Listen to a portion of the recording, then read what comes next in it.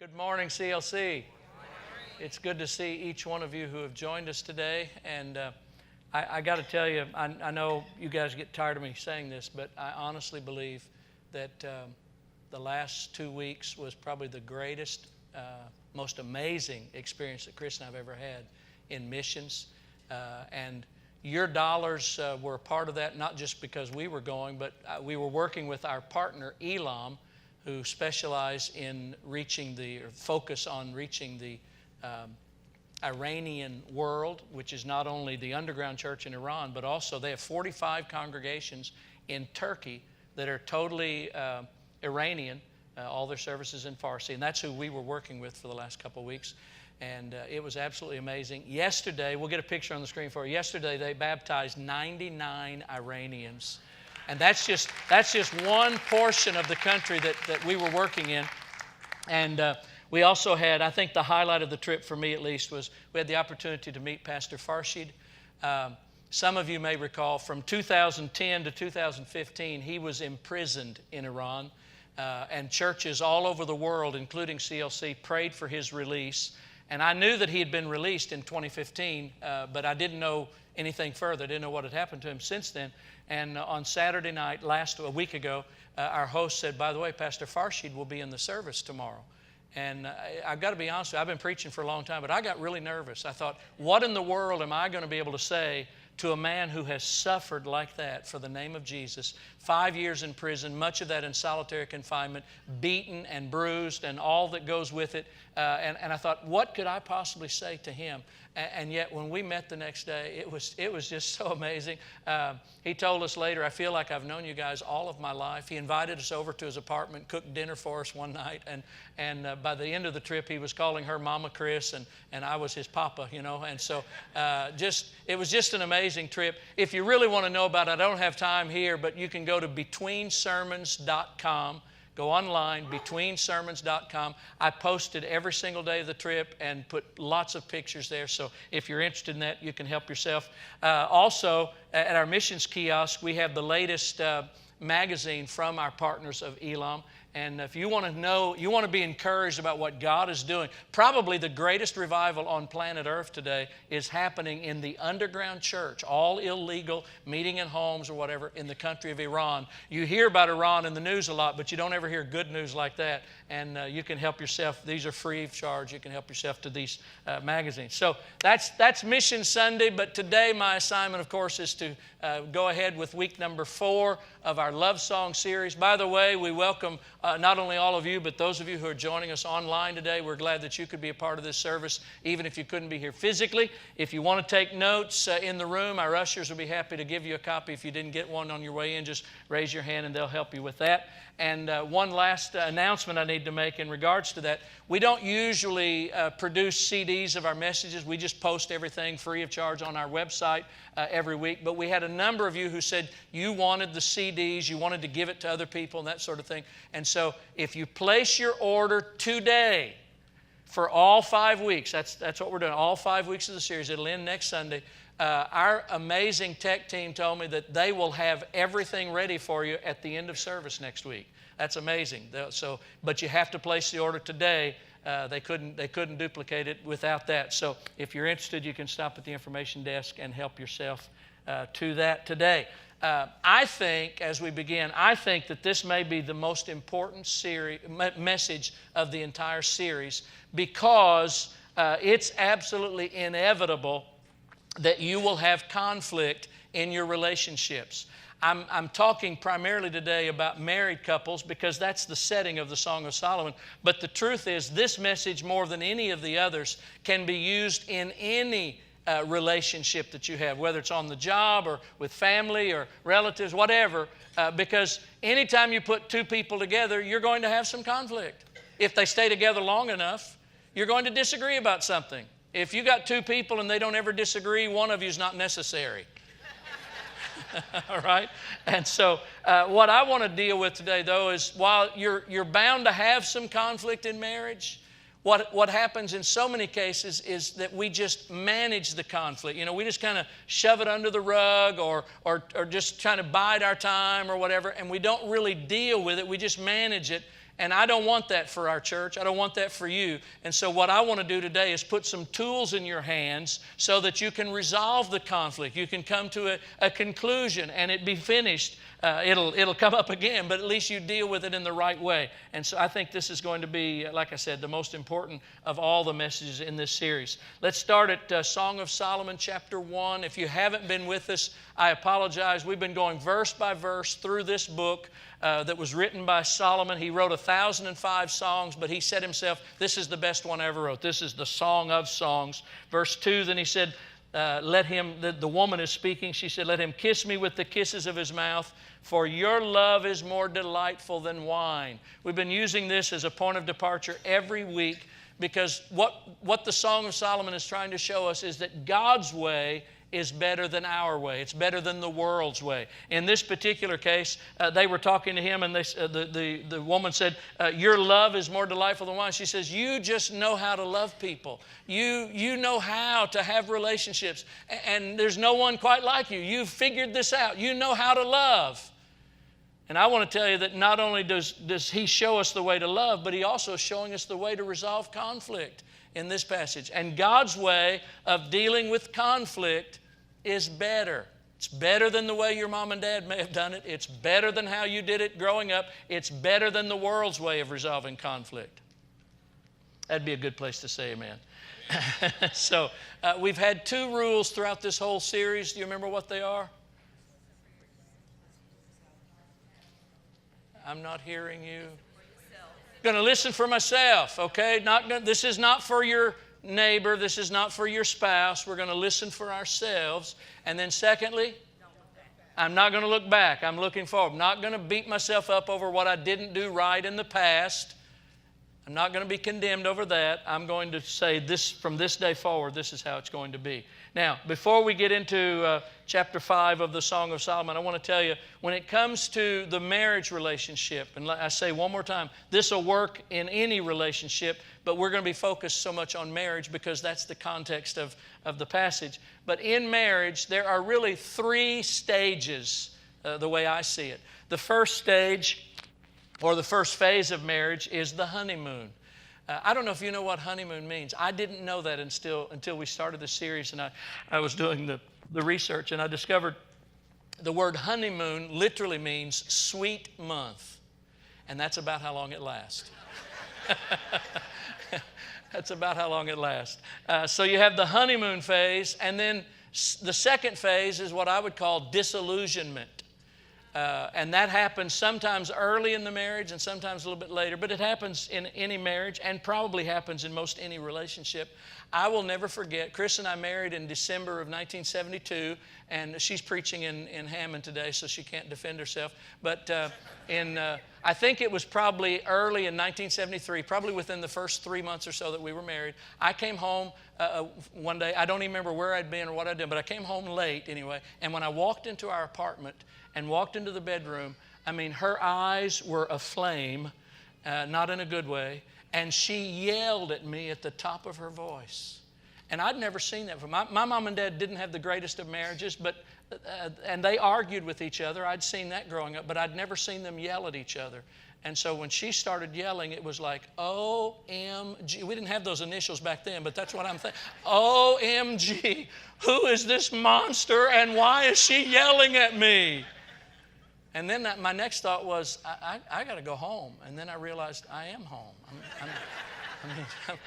I'm stuck, you know. I mean, what did I do, you know? And you know, we worked through all of that, and she doesn't yell anymore. But anyway, that was the beginning of the disillusionment. It was like, what have I gotten myself into? And then the third phase, and the one that I pray that all of us will enter into, is that phase of commitment that simply says, I understand now that neither one of us are perfect, but I'm committed to you for the rest of my life. I'm not going anywhere. I'm not going to let you go anywhere, you know, and we're committed to love each other until death do us part. Yeah. Y'all just sit there. I'll take care of my own need for affirmation today, all right? So let's dive into this. The first thing that we're going to see in the Song of Solomon is the fight. Everybody say the fight. And by the way, I've had a few married couples through the years that would tell me, Pastor Jerry, we don't ever argue. We don't ever fight. And I feel sorry for any couple that tells me that, because I know if you don't ever disagree or don't ever fight, first of all, I think you're probably lying, and the Bible says that all liars, you know what it says.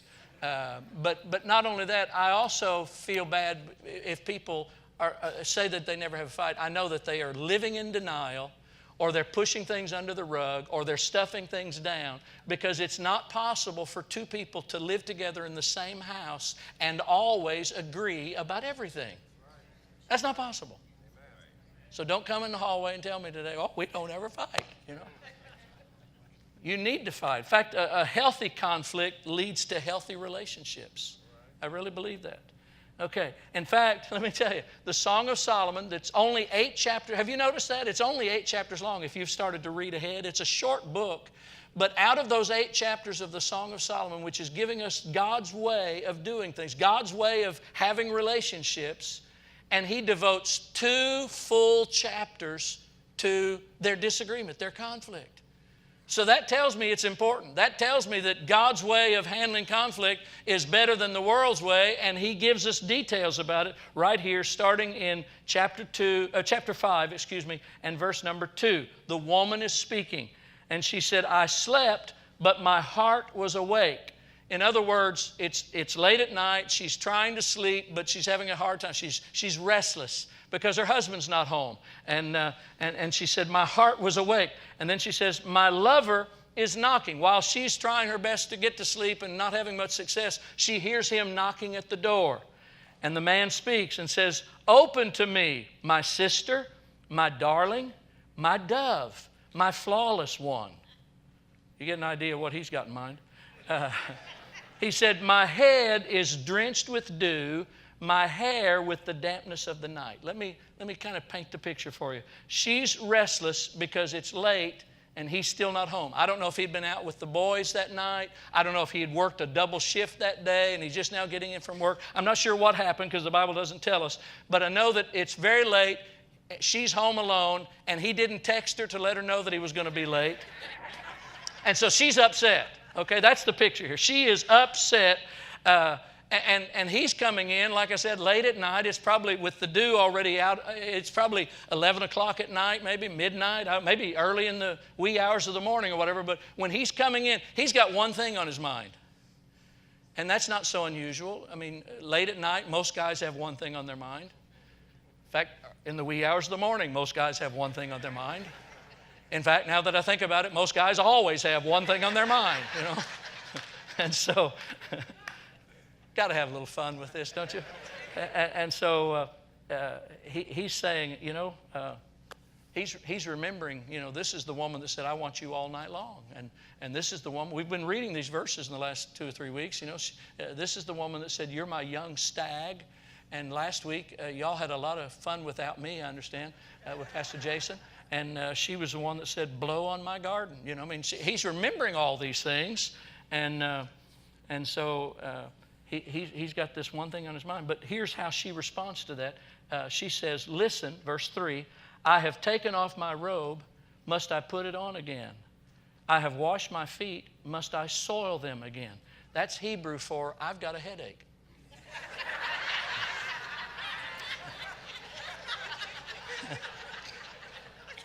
It's not happening tonight, bub. Can I tell you guys, I told you, Chris... She wouldn't want me to say this if she were here. But this kind of thing happens at our house all the time. All the time. I come in from a long day at work, and I'm tired. Pastoring a church is exhausting. Not always physically exhausting, but mentally. I come in and I'm worn out, and she won't keep her hands off of me. It's like, babe, not tonight. I'm just not up to it tonight. Could we just cuddle?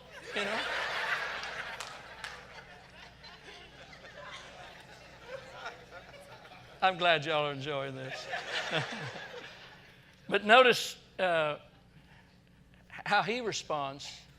This is pretty enlightening. I mean, the Bible paints the picture like it was, because verse 4 says, my lover thrust his hand through the latch opening. You know what that means? He punched the door. He was so frustrated that he came in hoping for a little romance, and she's saying, I got a headache, it's not happening tonight. And he was so frustrated and angry by that he punches the door, or maybe at the least, some of the commentaries were, divided as to exactly what this meant, but maybe he tried to force the door open, force the lock open. And then it says, my heart began to pound for him. Verse 5, I arose to open for my lover, and my hands dripped with myrrh, my fingers with flowing myrrh on the handles of the lock. I opened for my lover, but my lover had left. I mean, he got so upset about it, he punched the door, and then he stomped off. I'm not going to ask for a show of hands, but doesn't this sound like some marriages?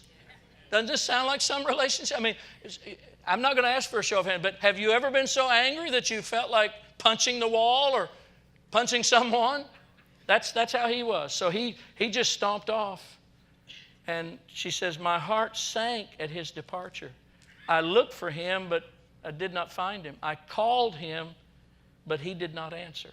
So that's the setting for the fight. That's the description of the fight. But let me tell you why it happens, because this is so true. There are two main causes for any fight in marriage and probably any conflict. I would say any conflict that you have, could be on your job, could be with friends, whatever. There's two primary causes for any fight. The first one is what I would simply call unmet expectations. Everybody say unmet expectations. I told you, he came in remembering how she's talked about, my young stag and I want you all night long. And so he's got something in his mind that he thinks he's coming home to, and it didn't meet, her response did not meet his expectation. You with me? Unmet expectations. Let's bring it to us. Maybe in your marriage, maybe your wife's father was the kind of handyman that could fix anything around the house. He just knew how to do it. But you're like me, and you're all thumbs, and you don't have any mechanical aptitude, and so you can't fix anything. You got to call a repairman when anything goes wrong. Or maybe your mom cooked every single meal 7 days a week, and it was always good. But your wife is one of those women who believes that if God intended for women to cook, He wouldn't have made restaurants, And so before you know it, it can be anything like, it can be the smallest of disagreements, but anything like that of unmet expectations. Before you know it, you're actually starting to wonder, is this marriage going to work? Is our relationship going to make it? Because of those unmet expectations. And then the second cause, and they're both in this one, the second cause is what we all would know simply as selfishness. I mean, he came to the house that day to knock on the door thinking about what he wanted. And that's all that was on his mind. He wasn't thinking about how late it was. He wasn't thinking about the fact that she was already in bed. He's just thinking about what he wants. And by the same token, she's thinking about what she wants. And Houston, we have a problem. When we are both wanting only what we want, that's a recipe for conflict, okay? Now, verse 4, I read it to you a moment ago, but I need to tell you, it was confusing to me, because in the beginning of verse 4 is when she's saying, I got a headache, I'm not interested in this. And then the latter part of verse 4, she said, my heart began to pound for him. Now she's wanting to find him and have some romance, and I couldn't, how did it switch like that? And so I looked at, I don't know how many different commentaries I read trying to figure out what was the difference here, what was going on here, and none of the commentaries helped me with it. None of them addressed it. None of them made any sense out of it. And so I finally asked my wife, I said, babe, can you understand? I read the verse. Can you understand why at one moment did she not want anything to do with him, and then the next moment she's desiring him? And my wife said, duh, she changed her mind. It's like, that is a woman's prerogative, isn't it? And that's what she did. But then the next part, and I'm not going to read it for the sake of time. I'm not going to read all of the verses today. But the next part really is a disturbing image, because she went out in the streets looking for him. We read that part. And then while she was out looking for him, the watchmen of the city see her. And I don't know, the Bible doesn't explain why they responded as they did. Maybe they thought she was a threat of some kind, or maybe they thought she was out after curfew, or they weren't sure who she was. I don't know what the deal is, but what I do know from reading those verses is that they humiliated her. They tore off her what's the word I'm looking for? Veil. They tore off her veil, which caused her shame, of course, and physically hurt her. The Bible says they beat her. So physically and emotionally, she was hurt. And the reason that I wanted to stop and mention that to you, I hope that you'll hear this, because to me it's a picture of why this is so important. That the smallest, most insignificant issue, I mean, the fact that he was coming home looking for romance, that's not a big deal in the course of a marriage. Okay, one night, it's not that big of a deal. But a small, insignificant issue, if we don't deal with it properly, can lead to something that's very big and very damaging. She was hurt physically and emotionally in the aftermath of this. And your situation may have started out just because, you know, you got home late and you didn't text, or maybe she bought something and didn't tell you about it until you got the Visa statement, and then you're upset because she spent money without talking to you about it. Whatever. It could be the smallest thing, but if you're not careful, it gets bad really quick. And for that reason, I want to give you some practical rules today. If you're taking notes, I want to list some things. If you want to fight right, this is what I recommend to you. First of all, create, and by the way, you may want to sit down with your spouse this afternoon and come up with your own set of rules. You may want to expand on these. I think I'm giving you the minimal ones. The first one is create boundaries. You got to set some parameters, some boundaries around your conflict and how you're going to deal with it. And I'll give you some suggestions. I would say never in public. That is not the place to have a fight, not in public, because then there's embarrassment and egos get involved, and it just turns into something really ugly. So never in public. Never get physical. I want to say this. You didn't say amen, but I want you to hear me when I say this. I've thought this one through. There is never any justification for a man to lay a hand on a woman. Never. Violence of any kind is out. So, never physical, never yelling. Chris doesn't yell anymore. And by the way, while that may have been her issue, mine was probably at least as bad, if not worse. I was the kind that would shut down when we started to disagree. Okay, I'm not talking. I'll just keep it all inside. And that's very damaging. So not only no yelling, but no shutting down either. Okay? Secondly, set a time to deal with this. This is biblical. Ephesians chapter 4, I don't know if this is in your notes or not, but Ephesians 4, starting at verse 26, says, "Don't let the sun go down while you are still angry, for anger gives a foothold to the devil." Now, we learned early in our marriage, it seemed like the only time Chris wanted to deal with anything was late at night, and when my head hits the pillow, I'm out, okay? And so she would start to discuss it. We need to talk about this, and she'd start talking, and the next thing, she heard snoring from the other side of the bed.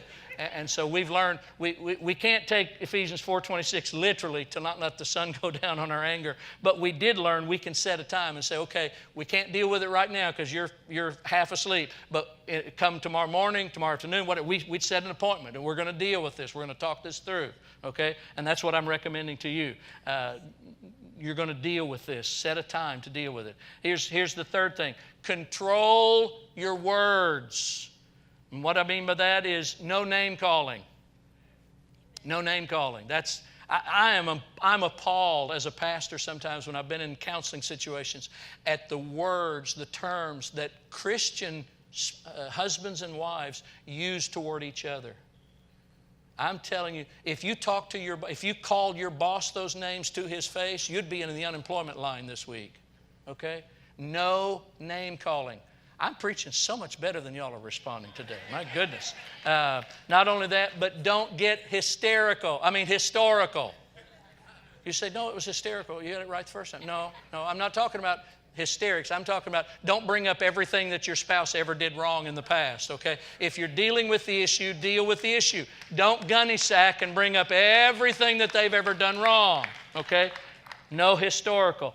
Oh, this one is huge. No D word. Divorce is not an option. It's not ever going to be mentioned in our home. Chris and I made that rule from the beginning of our marriage. We're not ever going to threaten each other with divorce. We're not ever going to use that word. It's just not an option for us. We got married for life, and it's been almost 46 years, and we're still working at it. But there's no such thing as the D word in our house. I've already told her, if you ever leave me, I'm coming with you. That's it.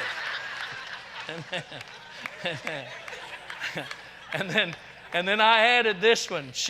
We were working on this together, and she said, there's one more that you need to add to that, and that is tone.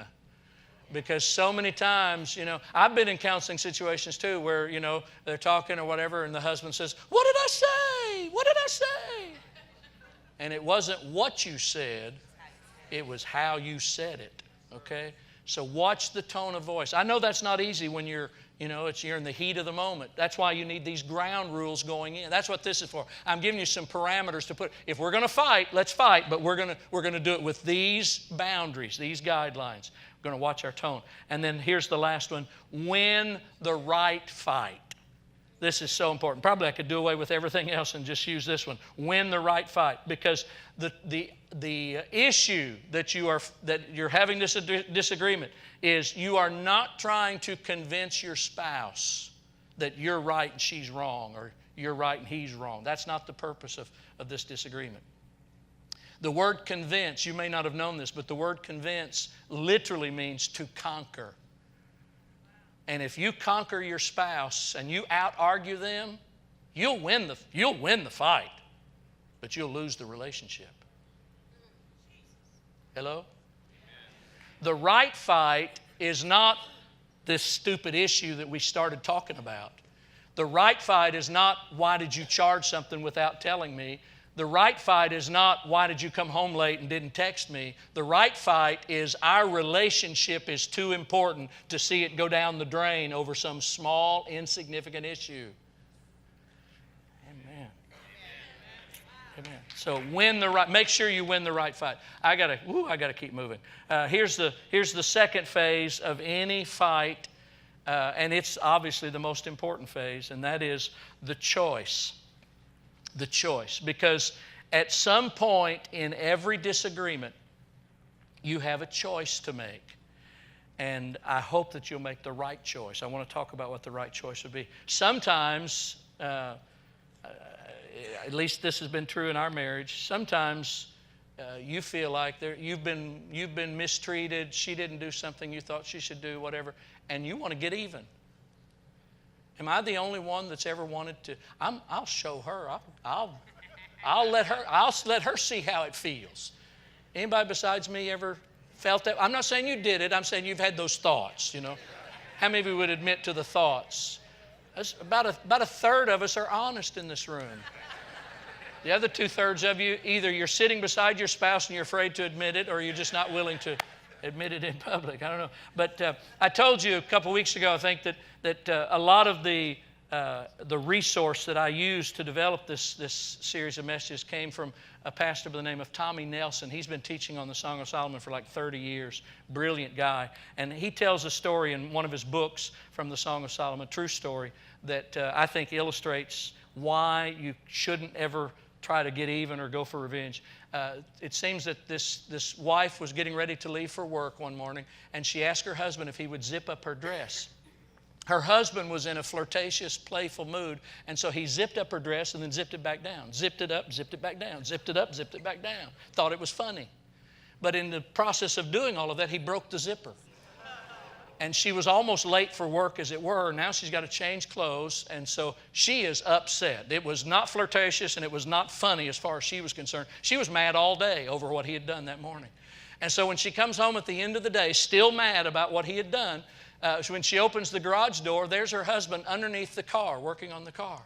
And from his waist up, he is totally under the car. From his waist down, he's totally exposed and very vulnerable. And so she thought, I'll show him. and she grabbed the zipper of his jeans and zipped them down, zipped them up, zipped them down, zipped them up, zipped them down, zipped them up. And he didn't say a word, didn't respond whatsoever. And so she didn't think much about it, went on into the house, and when she got into the house, there's her husband in the kitchen. And she said, "What are you doing in here?" And he said, "It's our house. Why wouldn't I be in here?" She said, "Well, just 2 seconds ago, you were in the garage under the car." He said, "No, I wasn't." She said, "Well, then who is it under the car?" He said, "It's our next door neighbor. Our muffler was falling off, and he told me that he could fix it for me, so I came in to get him some iced tea while he's working on the muffler." She's so embarrassed now, she's ashamed, and she told her husband what had just happened, and together they went into the garage to apologize to the neighbor, tell him what had happened. But when they expressed their sincere apology, he didn't respond at all, still laying under the car. And they couldn't get him to respond whatsoever. And so finally they took a hold of his feet and pulled him out. He was unconscious. They pulled him out because when she started messing with his zipper, he did what any man would do. He stood up very suddenly and hit his head on the top of the car and knocked himself unconscious.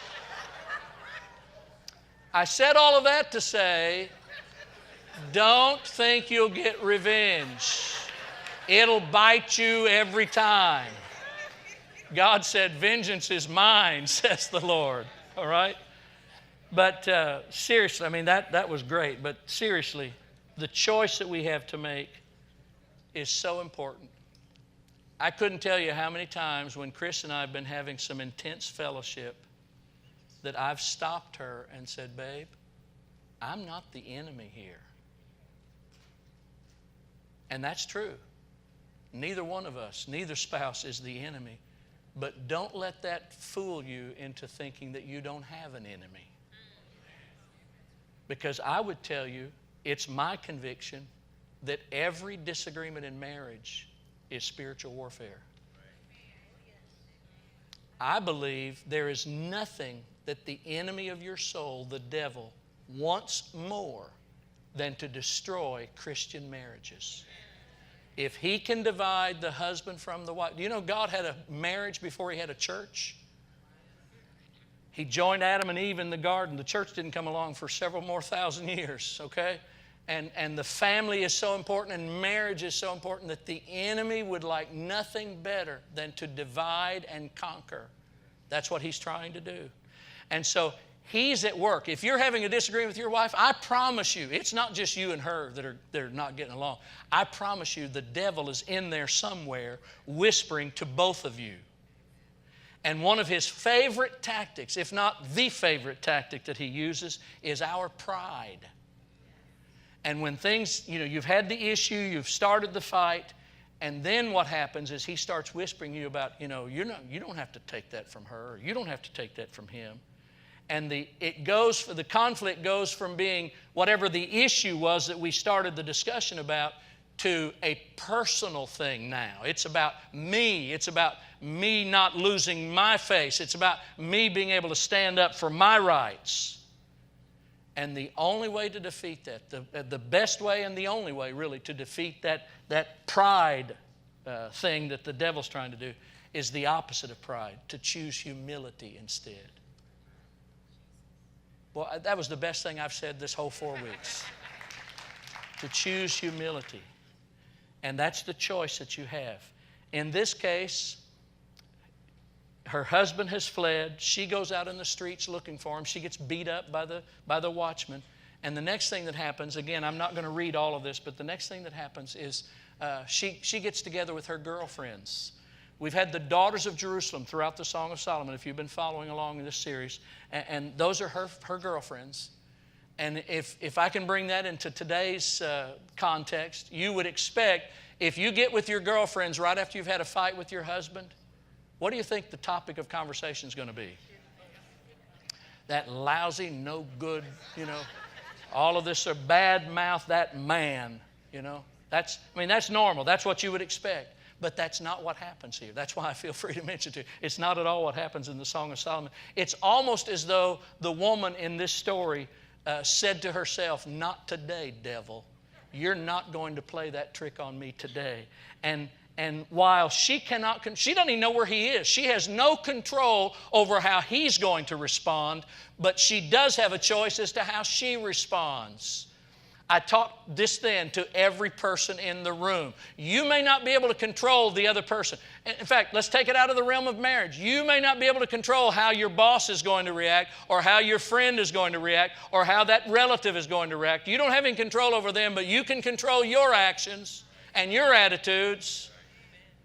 And instead of bad-mouthing her husband, she chooses to be the first one to humble herself. Somebody's got to go first. Don't play that game. Don't say, well, I'll apologize if he'll apologize. No, that's a Mexican I shouldn't use that kind of word, I guess. I was going to say it's a Mexican standoff. Mexicans had nothing to do with that. Where'd that term come from? Okay.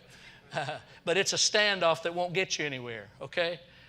But she chooses to go first. And here's what she says. This is Song of Solomon, chapter 5, verse 10. She says, my lover is radiant and ruddy, outstanding. He's better looking than any 10,000 men.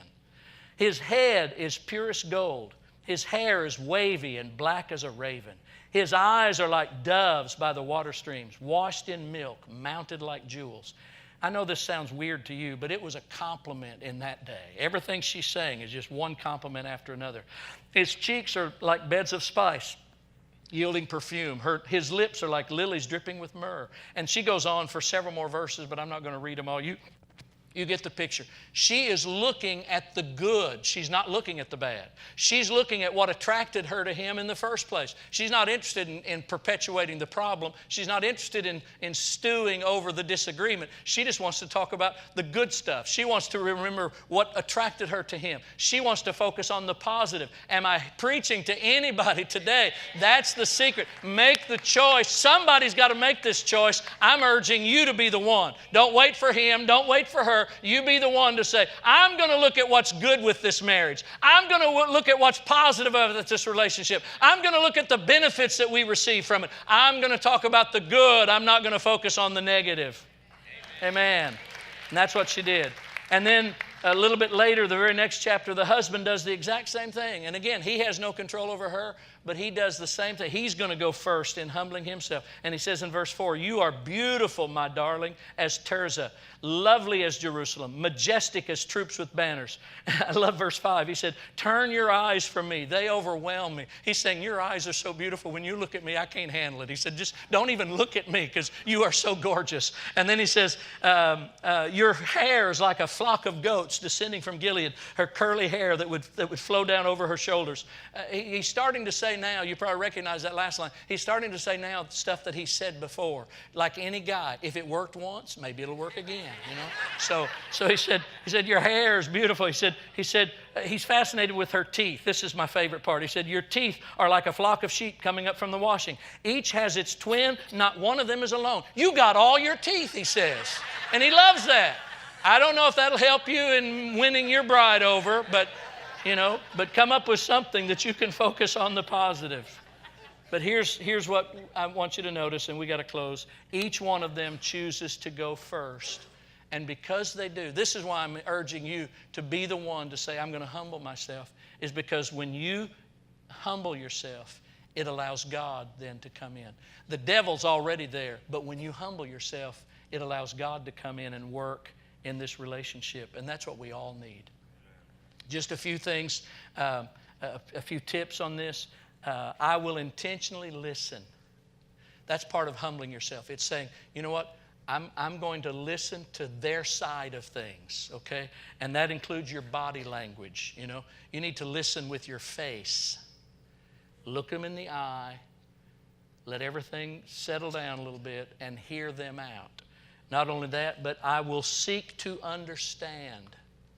These first two are internal. This is what you need to decide on your part. I'm going to try and understand what's going on. I'm going to ask non-threatening questions. I'm not going to demand to know things, but I'm going to ask, why did why did you buy something without talking to me? Maybe there's an explanation for it. How many disagreements could be resolved if we just understood what was going on? So ask some questions. And then the rest of it is external. This is for their benefit. I will verbally validate. And by that I mean, not that you're caving into your spouse, but you are acknowledging their emotions. One time, I don't even remember what our issue was, but we were discussing something, having the intense fellowship one time, and I said, Chris, you can't feel that way. That's not right. And she said, you can't tell me what I can feel. And that's right. You can't tell someone else what their emotions can or cannot be. Emotions are real. Okay? And so to verbally validate means you understand their right to feel the way they feel. I understand, after your explanation, I understand now why you felt that way because of what you were expecting, what you were thinking. All right? And then the last one is, I will resolve to empathize. We used that word while we were teaching the Iranians this past week, and the interpreter was having so much trouble finding a word in Farsi to explain it. They were coming up with pity and sympathize and all these other things, but empathy is different. I read a quote from Walt Whitman, the poet, that expresses, he said, I do not ask the wounded person how he feels. I become the wounded person. That's what empathy is. Empathy is when you're really in their place. You're understanding how they feel, okay? And here's the last one. I'm out of time, but the last part of this is the reconciliation. It's the good part. We've had the fight, and then we've had the choice or the decision that we make to humble ourselves, and then comes the reconciliation. The conflict is resolved.